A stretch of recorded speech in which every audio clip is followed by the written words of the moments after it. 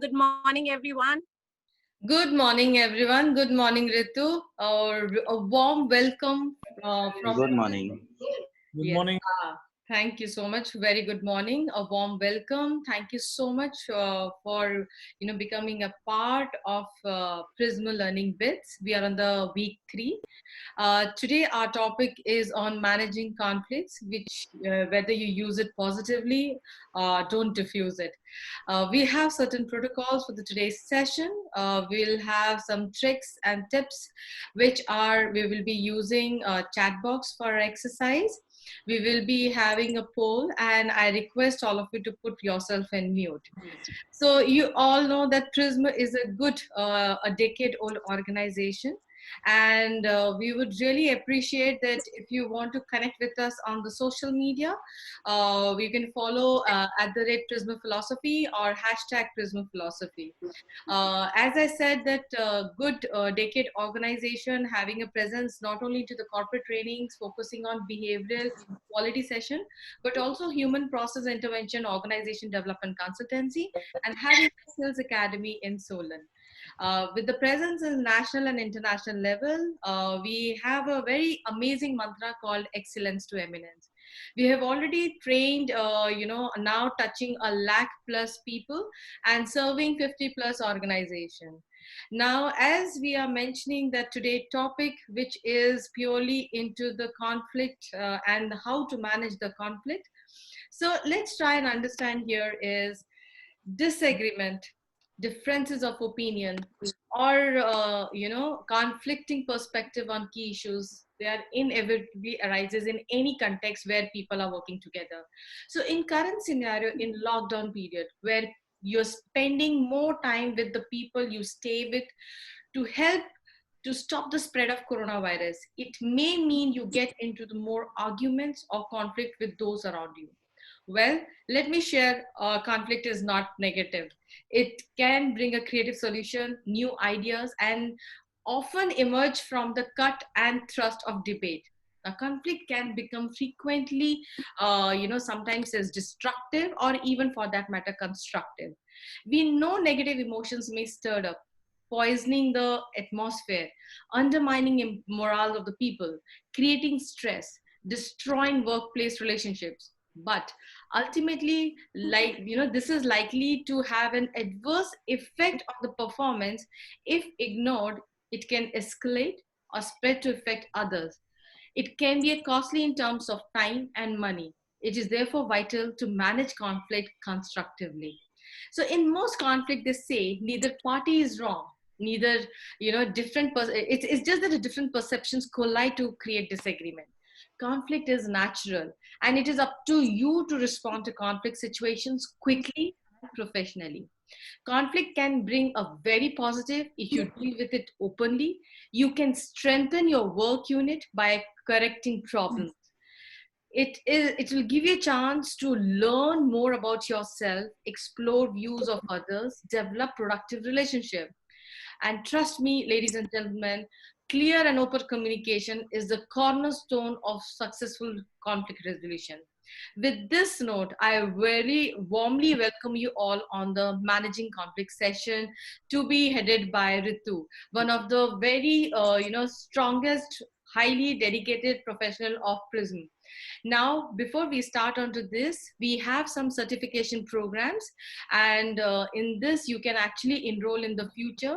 These are Prism for Executive, Prism for Manager, Prism for Leader, and Total Quality aspect on the Prism. So we will share once our learning bits are over, and if you want to enroll, you can actually succeed in this set of programs. I will take an opportunity now to introduce you to a trainer. You already know me, so I will not talk much about myself. But yes, being a founder of Prism, it gives me an immense pleasure to reach out to you all and provide you an amazing, insightful learning, perspective. So over to you, Ritu. Thank you so much for this. All to you. Thank you so much, Anubha, for that warm welcome. I truly appreciate that, and I'm really overwhelmed and looking forward to this wonderful session with all of you. Good morning, everyone. I am Ritu Bandula. I'm a passionate trainer by profession, teacher by heart, an avid reader, learner, and people's person. So before I start my session for the day, I would like to thank Anubha for giving me an opportunity on this wonderful interactive platform, and each one of you participants and my fellow trainers for joining us on a Saturday morning. Vis-a-vis for some of you who are staying abroad, it's a Friday evening when it's time for family, friends, relatives. Thank you so much for having me on your weekend plan. I truly appreciate that.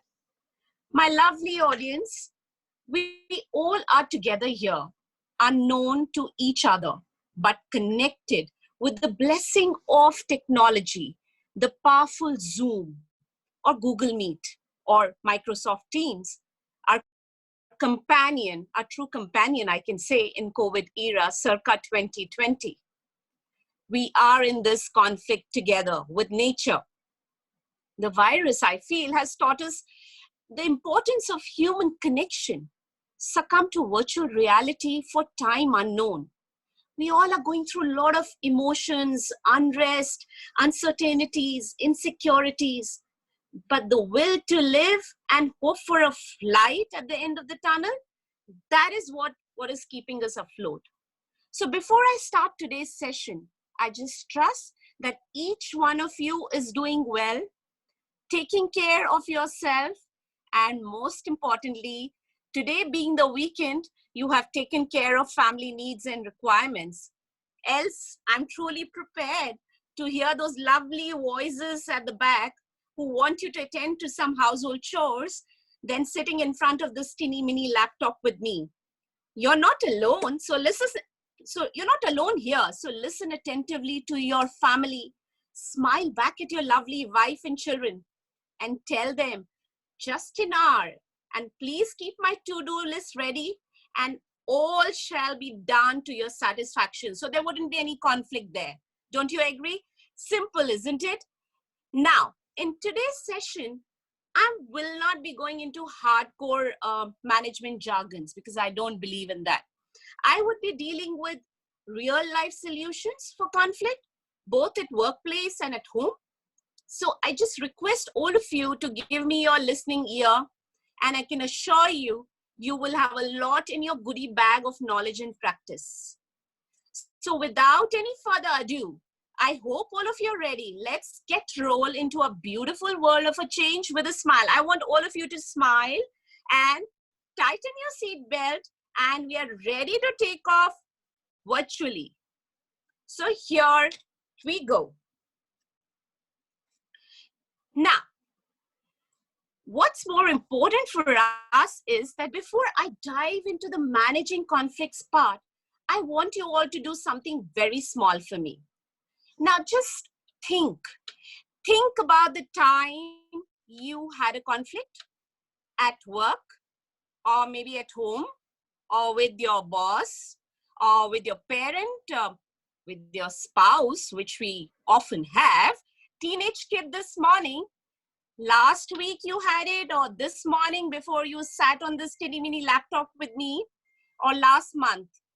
So whatever the situation might be, how did that conflict made you feel? I would repeat again, how did that conflict made you feel? Request you to go to your chat box, and Anuba, please, my dear, could you Sure. help me? In fact, we have started getting a wonderful response. So let me help you to share this. Deepak sir says it makes you feel angry, frustrated, depressed. Shampa says doesn't feel good at all. Vikrant says lead to an anger.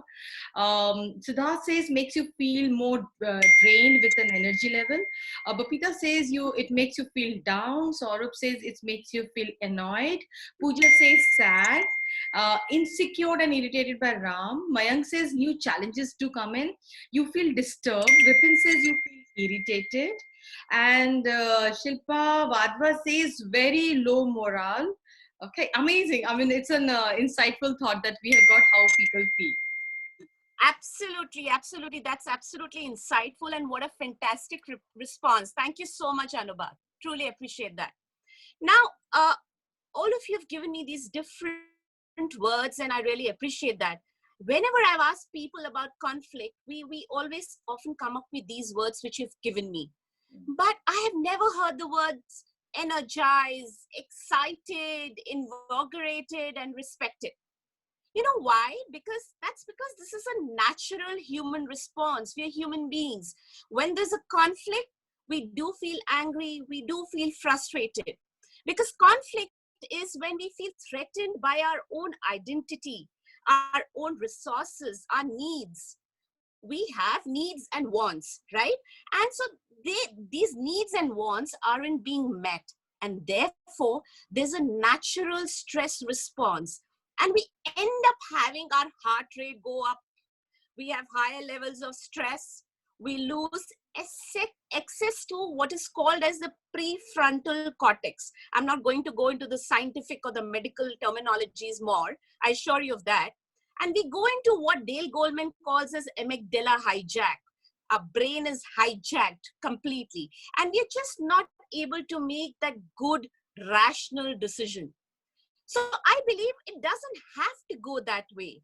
I believe that organizations should and have and should need to have disagreements and conflicts, because most of them are handled in a way that is unprofessional and unproductive.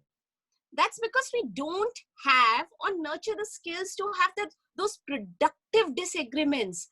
And more importantly, we've got into this place both in our organization and in a country at large.